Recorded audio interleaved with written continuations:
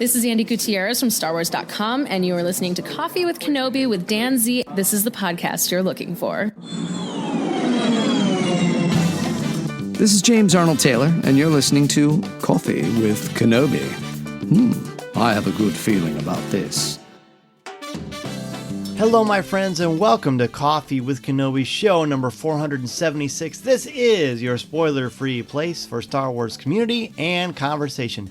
I'm your host, Dan Z, thrilled to be talking Star Wars with each and every one of you. Please be sure to follow Coffee with Kenobi on Twitter, Facebook, Instagram, Pinterest, and TikTok, and subscribe to our YouTube channel. Help spread the word by tweeting you're listening, share it on Facebook, or invite your friends and family to tune in and share a cup of coffee with us. On today's show, Amy Richau, my co-author on the Star Wars Character Encyclopedia Updated and Expanded Edition, joins me as we talk about the creation of this book, the challenges, the rewards, and the fun things we learn about Star Wars and ourselves as authors and friends through this entire process. So pull up a chair, grab your favorite coffee mug, and let's have some coffee with Kenobi. So who talks first? You talk first? I talk first? Joining us today for a cup of coffee is my co-author, boy, it sounds great to say that, of the Star Wars Character Encyclopedia Updated and Expanded Edition, Amy Richau. Amy, welcome back to Coffee with Kenobi. Thank you for having me back. Of course. So this is what a wonderful, unique blessing to be able to talk with you about a book that we wrote together. Of course, you are not a stranger to the world of writing Star Wars books. Star Wars I Love You, I Know was a huge hit, perfect for Valentine's Day. And then we shift into the Star Wars Character Encyclopedia. So this is going to be unique because we're going to ask questions. I'm going to ask Amy a question, and I'm going to answer it too. So it's going to be like, I don't really know how to compare it, but hey, the world's upside down in a very fun way. But so Amy, let's talk first about when you first got notification that you're going to be working on this book.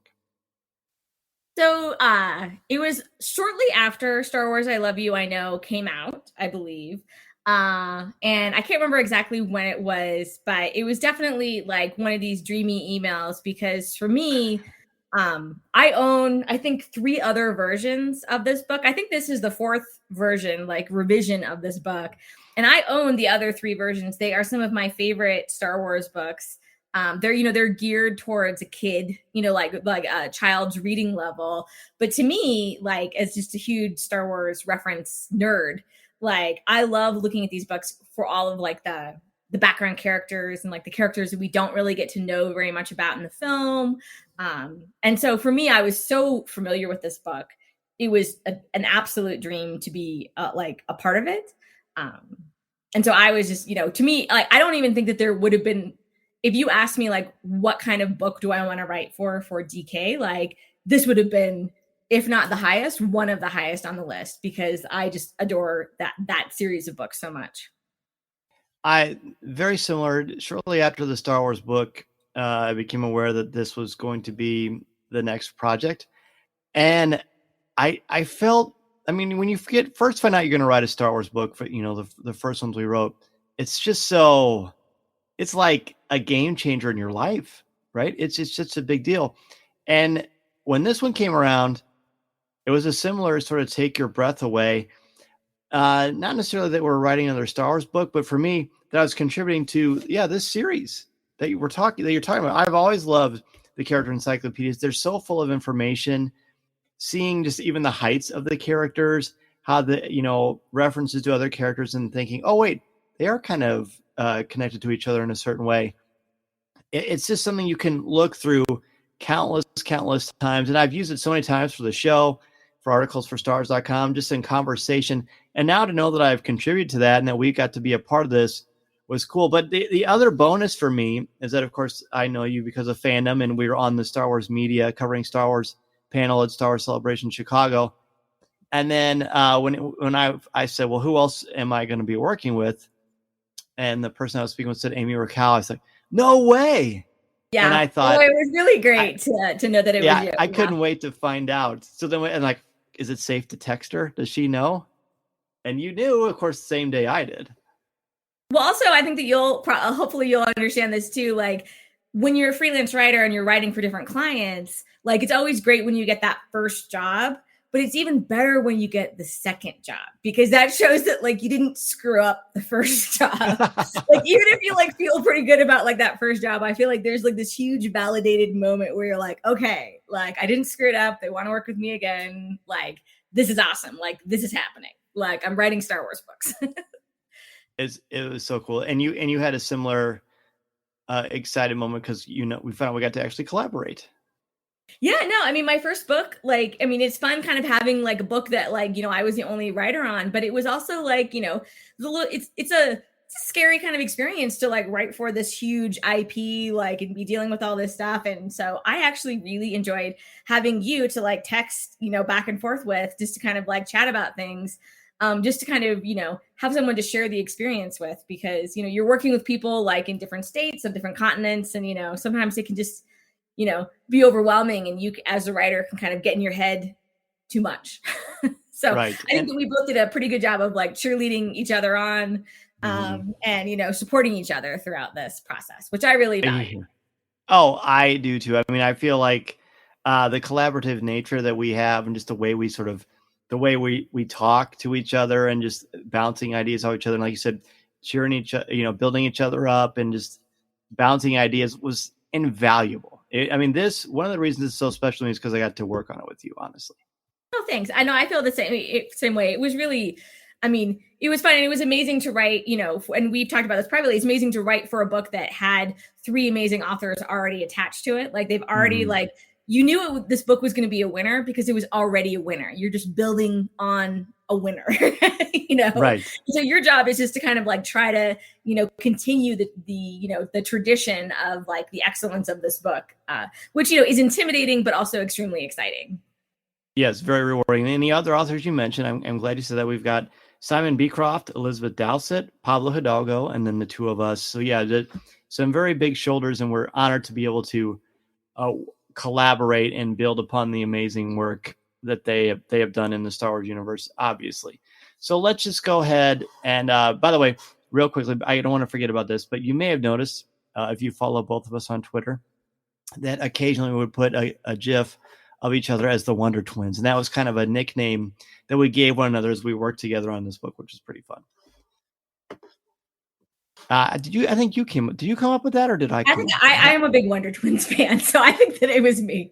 I was trying to explain to my son who the Wonder Twins were, and he was like, "What? Like, form of what? Like Zan and Jen." All right, so let's talk about the process and writing of this book compared to other projects. And please go ahead. Sure. So, with Star Wars I Love You, I Know, I was heavily involved in the planning stage, choosing the pairs with the editors of DK, choosing, the quotes, and, filling out all the text. With this book, it was kind of like laid out for you. Like, we knew who the characters were going to be. You're given, the design of the book, and your job is to pretty much fill in the empty boxes with text that bring the character, the creature, or the alien, not really creatures, but like the alien, there were some that were like Sith cultists have an entry, Sith troopers, you have a different trooper types, but to kind of, you have all these little boxes to bring this character or trooper type to life. And so it was much more reference based, obviously, much more about concise writing. A lot of the work that I have been doing before and since has been very, very much geared toward concise Star Wars writing, which I think is really hard. But I just because, like trying to say what you want to say in a very concise manner, can be challenging, but also just be very rewarding because you're just kind of getting to the point. And I think that with kids, especially with young readers, it's great to be able to, I think a lot of these, especially for kids who are struggling reading, I think that having these little boxes of text so they don't have to read this big wall of text is extremely appealing. And it was a great challenge. It was a great challenge as a writer, and it was a great challenge as a researcher to dive into. Most of the work that I did was revolving around episode 9 characters.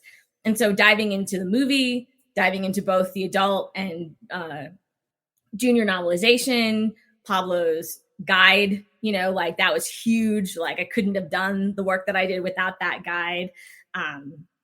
Phil's Art of the Rise of Skywalker book, like all of those became my best friends. And I really enjoyed the opportunity just to completely immerse myself in a Star Wars film and try to live in that world and bring as many like little bits from different parts of, books that were created around this to life. Like I really, it was really fun just to kind of live in it was the closest I've ever been to like living in a Star Wars movie. And I found that to be really, really fun. Well, that's a wonderful way to state it. For me, this one was quite a bit different from the Star Wars book, because the Star Wars book is a series of curated essays. They were much, much longer pieces, much longer than DK normally does. This one was much smaller, much more concise, like you said. And I agree with you. I think this particular book was more challenging because it's harder to say a lot with a little. And that's one of the things I try to emphasize with my students as we're working through introductions or different things through the different writing that I work with them on, is that you saying more with less is much more challenging. It's much easier to add than it is to subtract and still get the main point across. And that was a wonderful challenge. I love the process of writing anyway. I've loved it since I was a little kid. I like revising. I like editing. I like getting different people's perspectives and points of view, which is why it was so great to work with you and the editors at DK and Lucasfilm. It was just very, very exciting. And then I got to focus on, you mentioned you were primarily focused on episode 9, The Rise of Skywalker. I was able to work pretty much almost, not exclusively, but almost exclusively on The Mandalorian, which is very, very cool and very exciting, but it's also a very new mythology, a very new aspect of this particular area of Star Wars. So that brought unique challenges as well, which we will get to a little bit later. But I relish the challenge. And like you said, we get to see the text and you fill in the gaps, and having the ability to really explore these characters and rewatch episodes of The Mandalorian or look at, different things that have been out there about it and be able to collaborate with Lucasfilm about a very, very exciting section of the Star Wars universe was really empowering, really exciting, a little bit intimidating, but very, very thrilling. And being able to say to my son, hey, that page on Grogu, I got to write that page. And he just looked at me like, wow, Dad. And that was a very, very cool thing. Sharing this with him, with my youngest son, Mason. Once we got the author copy, I posted pictures of it online. It was just so excited. And I just felt like, just as a dad in general, I just felt so happy and proud because he was excited, and that means the world. So what are your kiddos like when they find out that have you written the Star Wars character encyclopedia, or that you've written Star Wars books at all? Oh yeah, they could not care less, really. Like they're just not impressed at all.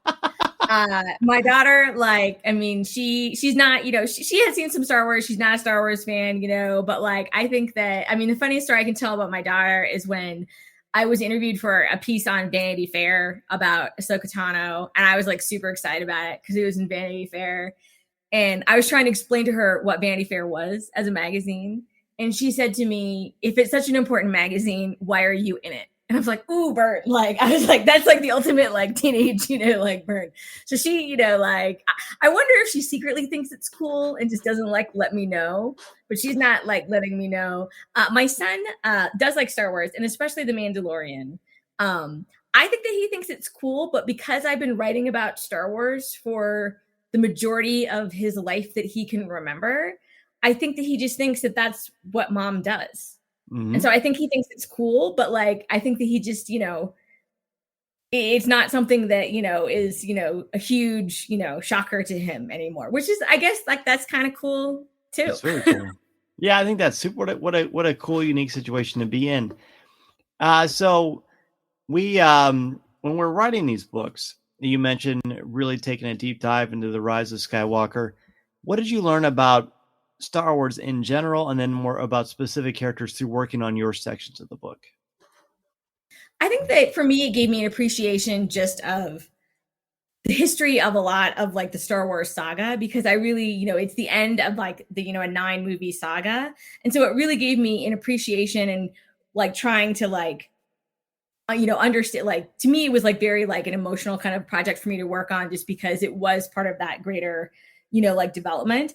And I don't think I've ever spent as much time rereading like the different novelizations. And, I love like the visual dictionaries and the visual guides that come out, but like, I don't think that I'd ever spent quite as much time seeing like how much information is in there, and like trying to figure out, like where'd Pablo get this? Like, did it come from, like, was it inspired by something else? Did it just come from his head? Like, and, reading that, looking at the film and just kind of like dissecting things, like it was really like watching Star Wars in a completely new way.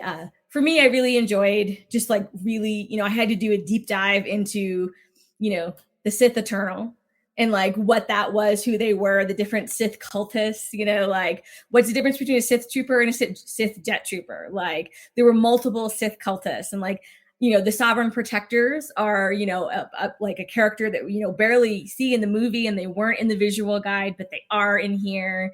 And, how do I distinguish them? And, some of them, there were a ton of characters in this book that did not have dialogue in the film.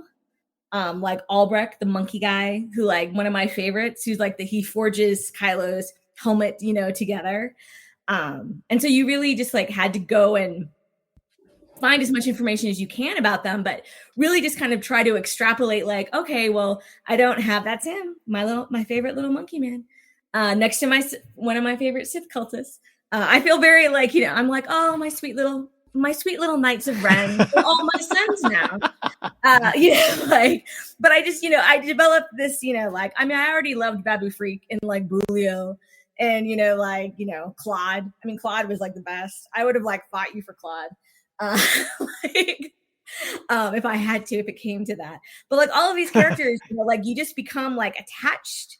You become attached to them, and like what makes them special, what makes them memorable, what is interesting, like what can you say in a different way to kind of make them, come alive, but our jobs weren't really to like make up new stuff. It's more to kind of like, what are all the things that are out there? Like, let's put them all in the same place and let's write it in a way that isn't too overly complex for a younger reader. Right. Well said. I certainly like came away more, feeling more, I don't know, like cheerful about the Force Eternal, like, but like the Sith cultists, I'm like, oh, look at them. Like they had a point, like they were raised that way. Like, I really enjoyed all of those.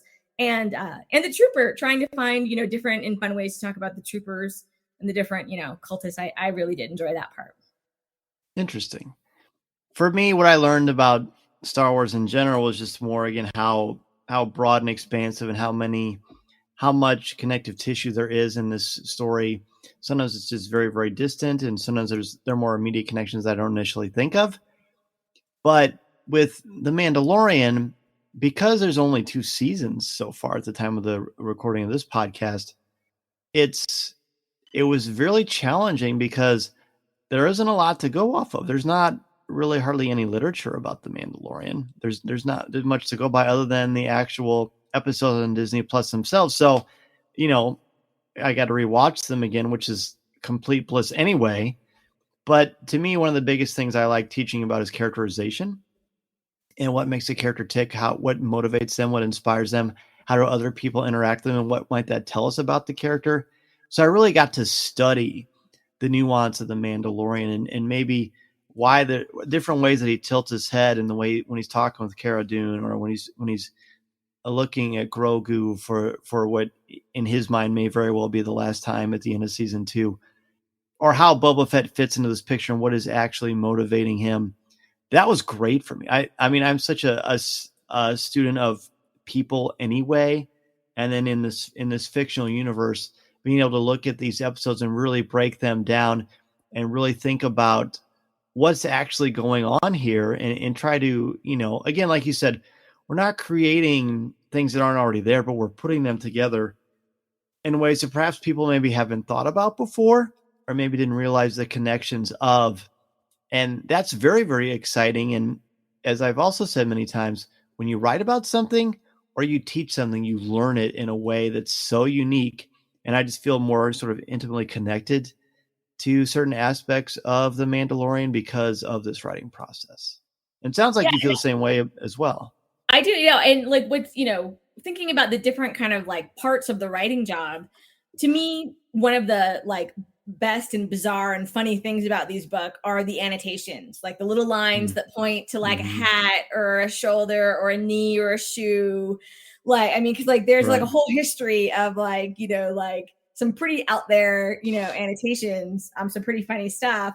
And I found the annotations to be the hardest part of writing some of these spreads, but also like the most rewarding. And they were also the ones where I was like, I wonder if this is going to get through. Like. And you also wonder, like, did I say this already? I wanted to continue the tradition of like having some of them just be kind of funny and bizarre, or like kind of, just like memorable kind of, annotations. And so I remember like that, like, when I saw the final PDF, like that was one of the things I was wondering, is I was like, did I get away with that? I did get away with that one, like. It's fun. For me, I found myself, I make sure I'm not repeating similar ideas, but I don't think that really happened. So let's talk about the thrill of seeing our names on a Star Wars book. So both with this one and I Love You, I Know, as well as when I chat later about the Star Wars book, talk about that thrill of seeing your name on a Star Wars book. I mean, it's interesting. When I Love You, I Know came out, it was like the beginning of January, and it was like right in the middle of like, pretty severe COVID surge, like before vaccines and stuff like that. And so I wasn't going anywhere. I actually still haven't seen I Love You, I Know in a bookstore. I have a lot. No, I know. Like, I think I have seen a lot of pictures of it, but like I have like been to bookstores where I know it's been and I've forgotten to look for it, which is ridiculous. But like, just like during a quick like run in to get something. But I feel like because of the whole COVID situation, like I haven't been out there, like I haven't been to a convention, like I haven't seen a lot of my like best Star Wars friends. Like part of me thinks that like it's not really going to feel real until Celebration. Or until I like apparently start hanging out more, at bookstores and look for my own stuff. But like it's it really is a wild moment when you get, the mail and you open the book and then like your name is right there. Like it is a pretty, wild experience. Like, I've had that like for Star Wars Insider, like seeing my name in print, but just like having it be in a physical book that, just slides right into some of your bookshelf with some of your other favorite moments. It really is a bit of a humbling and exciting moment. Yes. Humbling and exciting are perfect words to describe it. And, seeing it for the first time, holding it for the first time. Again, I mentioned earlier that I posted when I first got to see the book, the Star Wars character Encyclopedia in person, it's just extraordinary. I mean, I know when I wrote the Star Wars book and I finally got to see that, every time I opened that book for like a month, I just made sure my name was still there. You know what I mean? Even though of course, that it's there. It's just something you don't take for granted, because you and I have loved this galaxy, this franchise, our entire lives. And it's just so wonderful. Seeing this one again, Mason wanted to get a picture. He goes, Dad, open the book to a page that you wrote and let's get a picture together. And he's 8. And I love that he wanted to do that. I mean, sharing that with him is just very, very special to me. And my students, of course, think it's cool, but I think that I'm so goofy half the time, they don't know if I'm ever serious. So that's probably part of the challenge there. But it's very, very rewarding and empowering, because, when you work, as I tell people all the time, when you work really hard and don't apologize for who you are, good things can happen. And I think you and I are living examples of that. Yeah, I was really like almost ridiculously laser focused about wanting to not only write for a Star Wars book or a nonfiction Star Wars book, like a DK nonfiction Star Wars book. I mean, it was kind of a ridiculously niche goal, but like I just, told everyone that I could possibly tell that that's what I wanted to do. And I did a lot of stuff to try to make that happen. And it still blows my mind that it actually, did happen. But I think that it is, proof that, I mean, because I'm like a suburban mom in Colorado. Like I'm not in LA or New York, and I'm not like, I'm not on fancy press lists. Like I've never been invited to a premiere. Like, I don't go to the openings of like stuff like that, but yet I, have, I get to be a part of the Star Wars history because of this. And it really, like, I am very proud of it. Yeah. And you absolutely should be. I am still hopeful that you and I will be able to sit at a table and we'll both be signing the book. I mean, I think that's going to be so cool. I think it's going to be so We cool. can just do that in a bar at Celebration. That's right. That's right. At Oga's. At Oga's. Yeah. Come on over, everybody. It's going to cost you one fuzzy tauntaun, and we're happy to sign your book. Right. Let's talk about the biggest challenges on the Star Wars Character Encyclopedia. Well, you mentioned, I mean, it really, sometimes it is repeating yourself. Like when you have like 6 or 7 boxes, like about a character, and it's a character that doesn't have any dialogue and you only see for like 5 seconds and you don't really have anything to go on. Like you need to make sure that you are finding somehow, what alien species is this? Like, where are they from? Like, what are, like what relationship do they have with someone else? Like you really got to be creative in finding new ways to say it. And, like, I think that any writer knows that you don't want to be repetitive and you don't want to use the same words over and over and over again. You certainly don't want to use the same words. You don't want to repeat the same words when you're talking about a box that has 20 words in it, and so but I'd still catch myself doing that. And, when it came time to write the Knights of Ren, I remember asking our editor, Matt, I was like, I need all 6 of them like at the same time so I can like make sure that all of them are unique, because like they are unique characters, but like like when I was talking about like different history of the Knights of Ren and stuff like that, like I wanted to make sure that they weren't repetitive and they were all very unique, and that I didn't I wanted them all in front of me to be able to do that. That was probably one of the biggest challenges was the Knights of Ren, because I really wanted to make sure to bring those characters to life individually. And, they're just not like, they're not very talkative. those Right. Knights. They're not loquacious. Let's go ahead and take a quick break, and Amy and I will return with more information about our latest Star Wars book, the Star Wars Character Encyclopedia Updated and Expanded Edition. This is Coffee with Kenobi. This is Vanessa Marshall, and you're listening to Coffee with Kenobi.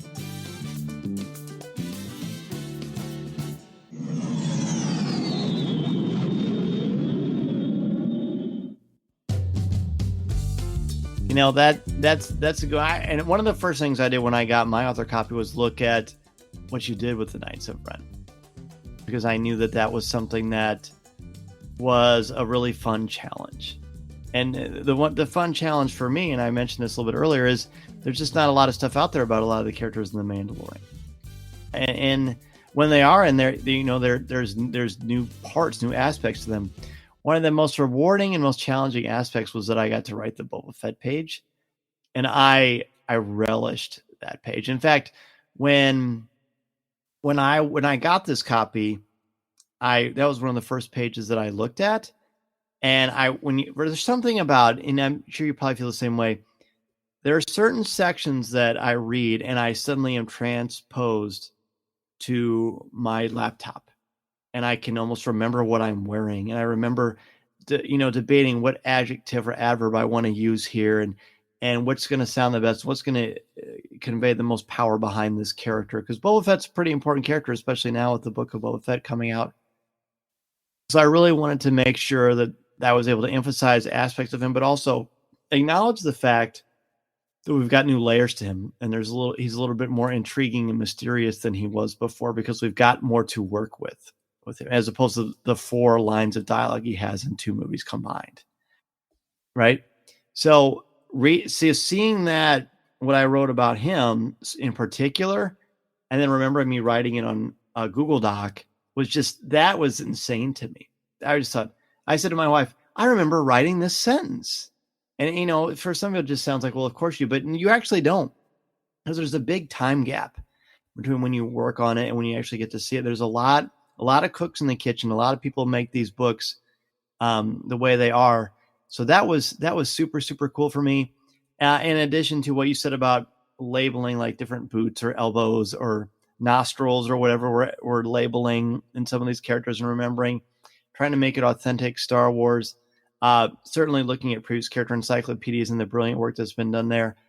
And also, having fun with it too, and making it feel like, because you're writing in world to a degree. I mean, you're not writing it like someone in world wrote it, but you're writing in the context of, hey, this is how Bo-Katan would actually look at her blaster. This is what she might actually think about. This might be why she's actually wearing some of the gear that she is wearing.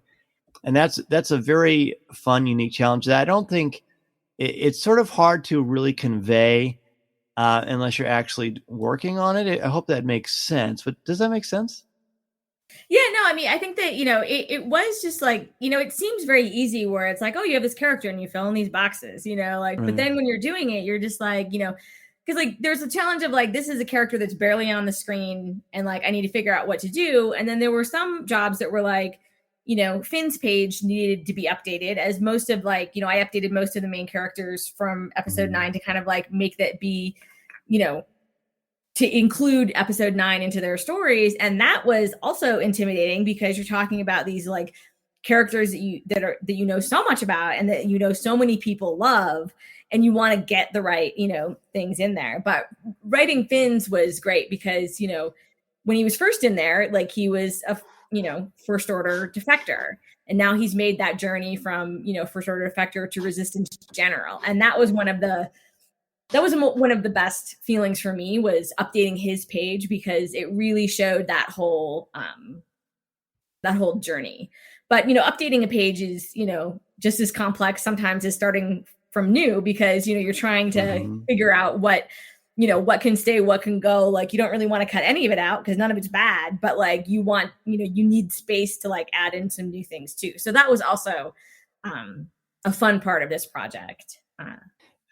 I agree. There were some characters that are in The Mandalorian that are also famously in other Star Wars things, so you get to update little sections of that, and that's a fun challenge too, being able to do that. So let's talk about what we talked about the biggest challenges. What are some of the biggest rewards for you about working on this book, or specific entries themselves?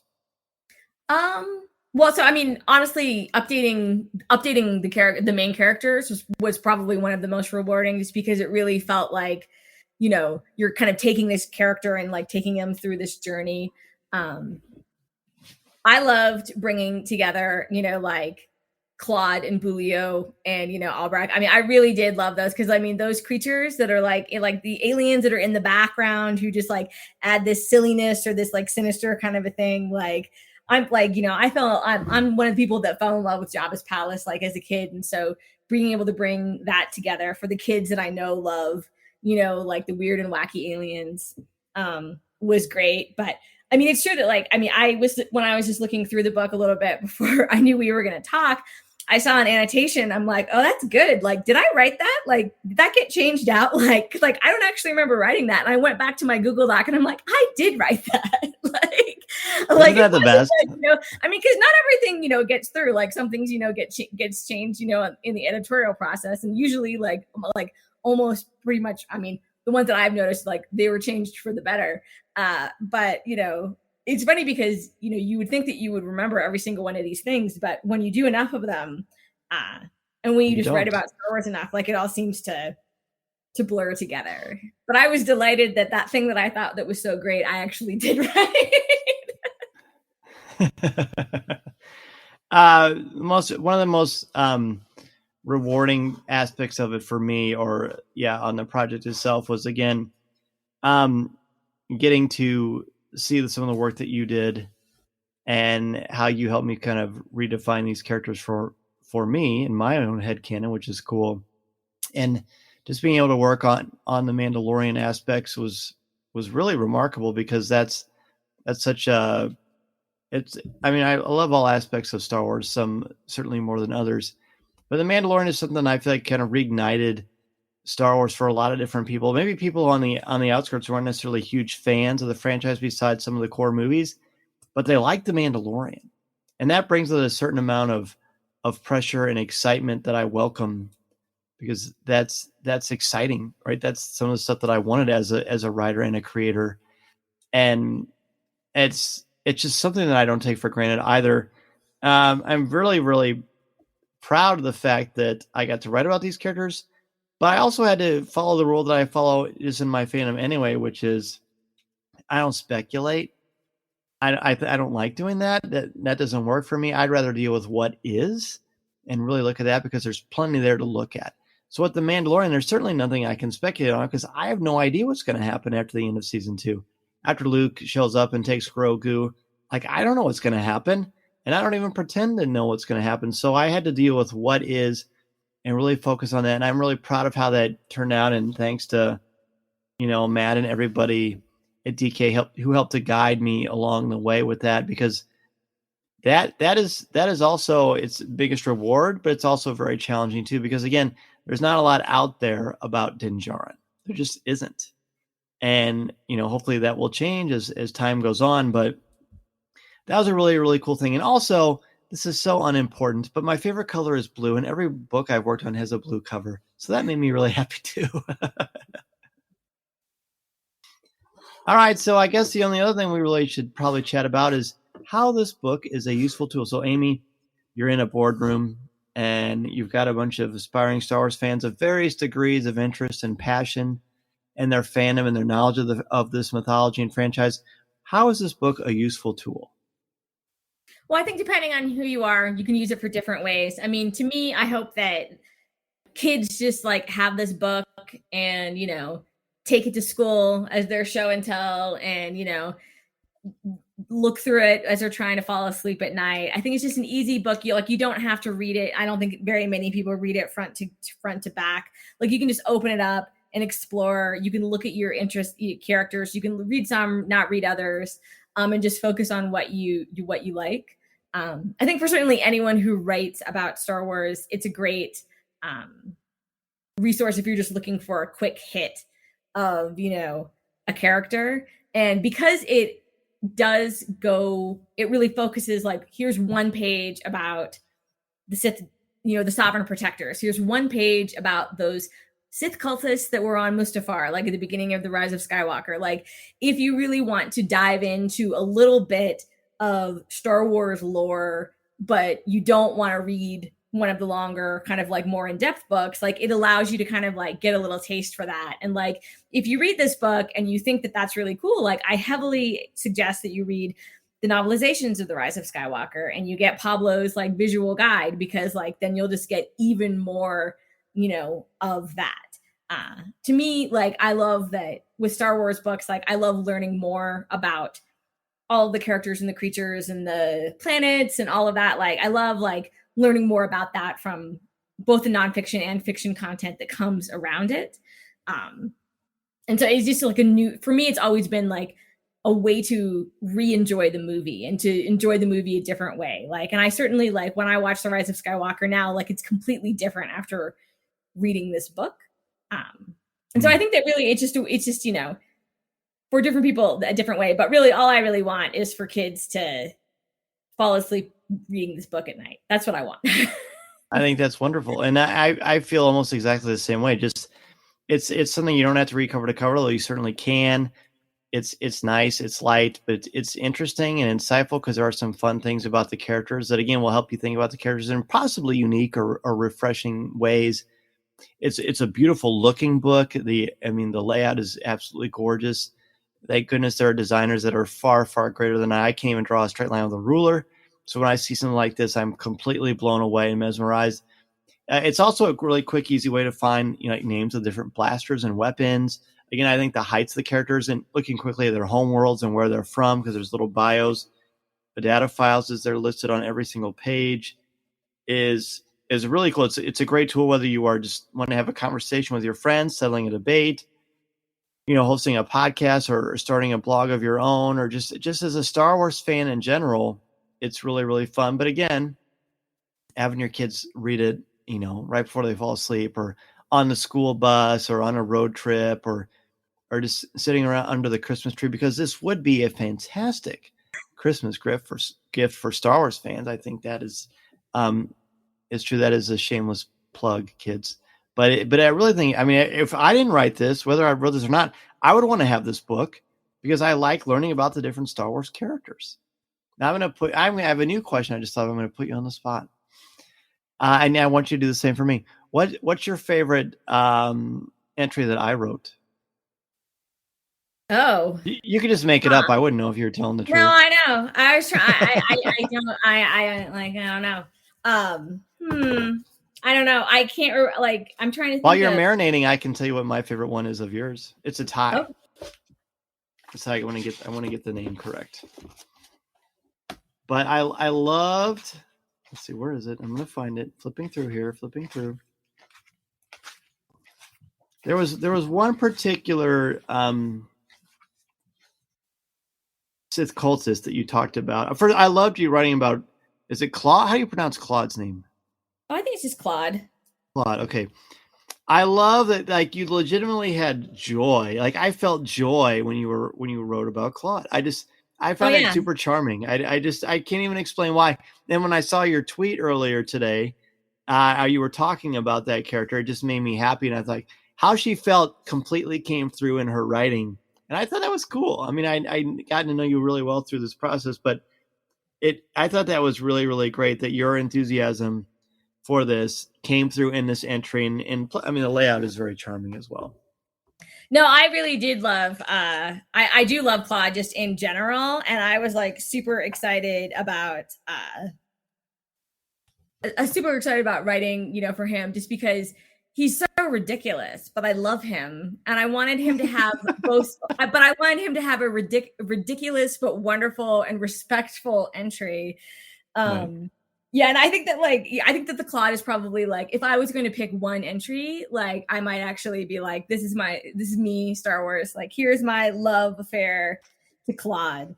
I really liked like the Pelimoto, like one of my favorite Mandalorian characters. I loved some of the annotations in there because it gave such like great detail. And I like some of the headings for that one too. I just really to me, like, what was great about The Mandalorian is that you really you didn't have that much to go on. And so much of it was about like the characterizations, like you said, that I think it was such an interesting challenge because, like, for me with episode 9, I'm writing maybe not the end for these characters, but the end of like this saga. And you were catching them more on the beginning wave. Like, here are characters, and we don't know if we'll ever see Pelimoto again. Like, we don't know if we'll see Frog Lady again. I thought it was very exciting to see, Ahsoka in this book because, like, she hasn't been in the book before because they don't do animated characters. They just do, live action. And so It was really fun to see, the Ahsoka page in there as well, just because you're like, wow, like, she's really in there.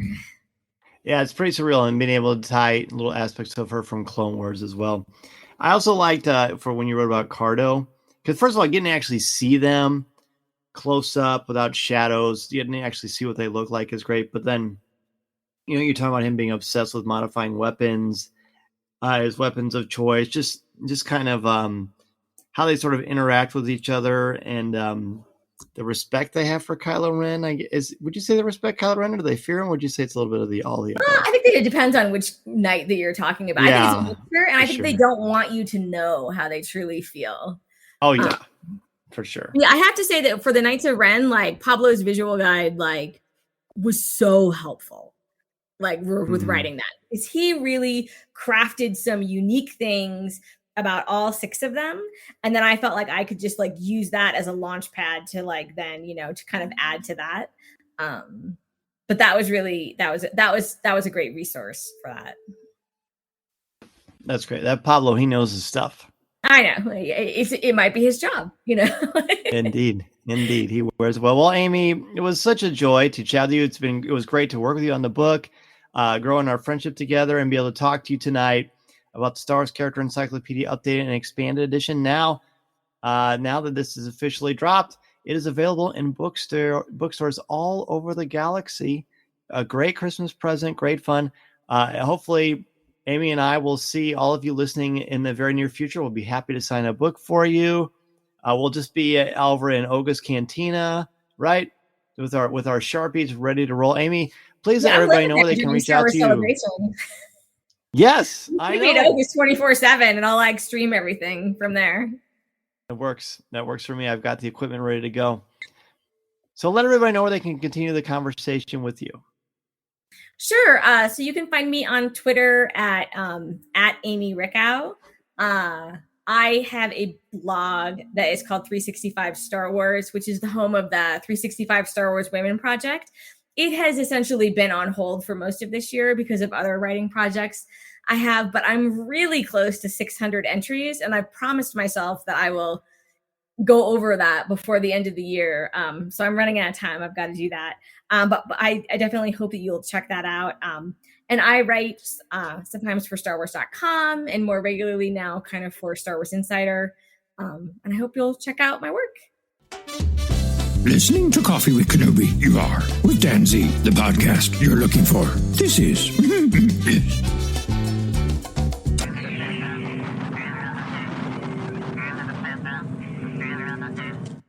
A huge thank you to Amy Richau for joining me as we got to talk finally about the Star Wars Character Encyclopedia Updated and Expanded Edition, featuring characters from Episode 9, The Rise of Skywalker, and The Mandalorian. I am so excited to see what everybody thinks about this book, about what it's going to add to your conversation pieces, and to what it brings to the community at large. I think it's going to be a great Christmas gift, and I'm not just saying that because I am one of the authors, but I truly think it is a special book that you're really going to enjoy.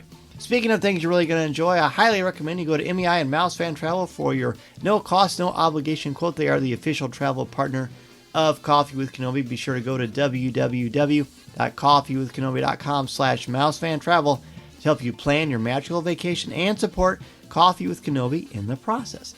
Be sure to join me on Monday nights at 7 o'clock p.m. Central Standard Time for Coffee with Kenobi Live, CWK Live at www.coffeewithkenobi.com/live or facebook.com/coffeewithkenobi. And actually, normally while we are on Monday nights, next week is going to be a Tuesday night show at 7 o'clock p.m. Central Standard Time.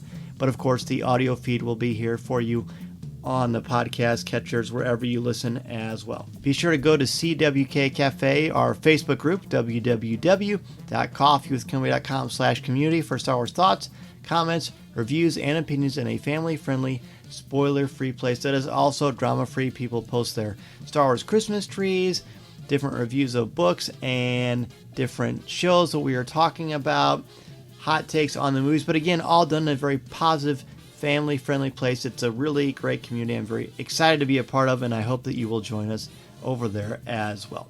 If you want to give back to me and Coffee with Kenobi, you can become a member of the CWK Alliance at www.coffeewithkenobi.com/support. This is where you can get the CWK pour-over audio and video exclusive weekly podcast not heard anywhere else, and 10% of your monthly contributions go directly to the St. Jude Children's Hospital.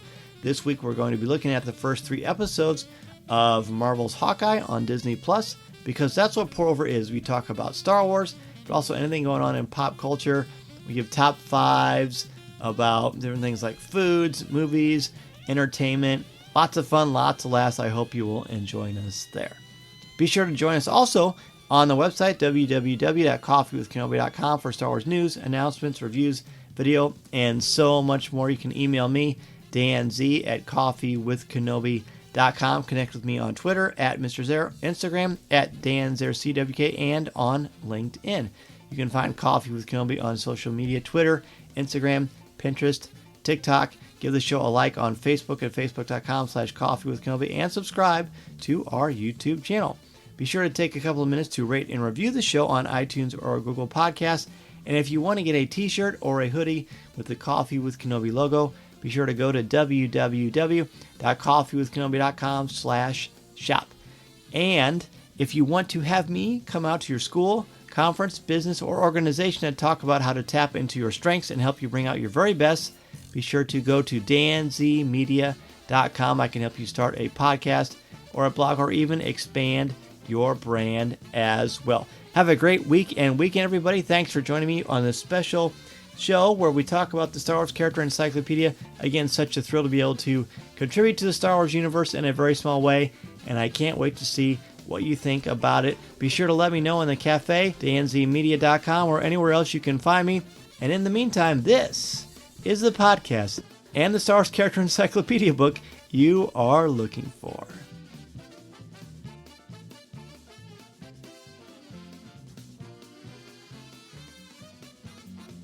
This podcast is not endorsed by the Walt Disney Company or Lucasfilm Limited. It is intended for entertainment and informational purposes only. The official Star Wars website can be found at www.starwars.com. Star Wars, all names, sounds, and any other Star Wars related items are registered trademarks and or copyrights of Disney and their respective trademark and copyright holders. All original content of this podcast is the intellectual property of Coffee with Kenobi unless otherwise indicated. This is the podcast you're looking for.